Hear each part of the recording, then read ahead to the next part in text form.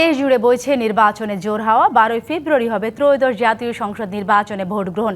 এ নিয়ে কি ভাবছেন সাধারণ মানুষ থেকে শুরু করে আগামী জনপ্রতিনিধিরা, সে কথা জানাতে ডিবিসি নিউজের ইলেকশন এক্সপ্রেস ছুটে যাচ্ছে সব সংসদীয় আসনে। এখন রয়েছে সংসদীয় আসন 263, চাঁদপুর 4-এ। সিএসআরএম ডিবিসি ইলেকশন এক্সপ্রেস আছি চাঁদপুর জেলায়। এই মুহূর্তে আমাদের সাথে অতিথি হিসেবে যুক্ত আছেন চাঁদপুর 4 আসনে বাংলাদেশ জামায়াতে ইসলামে মনোনীত প্রার্থী বিল্লাল হোসেন মিয়াজি। আমরা তার সাথে কথা বলবো। আমাদের অনুষ্ঠানে আপনাকে স্বাগত জানাচ্ছি। একেবারেই শেষ প্রান্তে প্রচারণা, আপনার নির্বাচনী প্রচারণার অবস্থা কি এবং মানুষ কি বলছে? আলহামদুলিল্লাহ, আমার নির্বাচনী প্রচারণা আজকেই শেষ।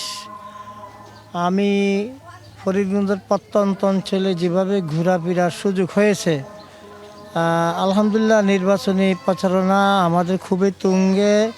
চতুর্দিক থেকে দাঁড়িপাল্লার যে আওয়াজ উঠছে, ইনশাআল্লাহ আমরা দাঁড়িপাল্লার বিজয় নিয়ে এবার আমাদের ঘরে ফিরবো ইনশাআল্লাহ।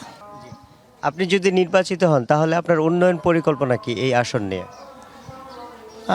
আমি দেখেন এই গত 2 দিন আগেই ফরিদগঞ্জের সাংবাদিকদের সম্মেলন ডেকে আমি আমার নির্বাচনী ইশতেহার ঘোষণা করেছি। সেখানে 14 দফার একটা ইশতেহার ঘোষণা করেছি যে এই বিষয়গুলিকে আমরা অগ্রাধিকারের ভিত্তিতে আমরা পর্যায়ক্রমে ইনশাআল্লাহ নির্বাচিত হলে এগুলোকে আমরা এখানে কার্যকর করব। সন্ত্রাস, চাঁদাবাজ এবং মাদকের কথা আপনার ইশতেহারে আছে। এইটা নির্মূলে আপনার কি পরিকল্পনা, মাস্টার প্ল্যানটা কি? দেখেন, চাঁদাবাজি কারা করে? চাঁদাবাজি করে যাদের কোনো কাজ নাই, এটা হলো তাদের পেশা।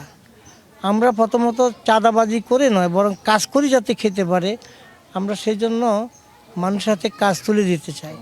নারী এবং অন্য ধর্মের মানুষের প্রতি আপনার বার্তা কি? বিশেষ করে নারীদের ক্ষেত্রে বলা হয় যে ইসলামী দল ক্ষমতায় আসলে তারা পিছিয়ে পড়তে পারে, আসলে আপনাদের বার্তাটা কি?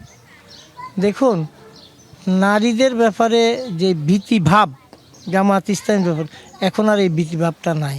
কারণ জামায়াত ইসলামী একটা পরীক্ষিত দল হিসাবে এই দেশের আম জনগণের কাছে জনগণ থেকে তারা সার্টিফিকেট অলরেডি পেয়ে গেছে।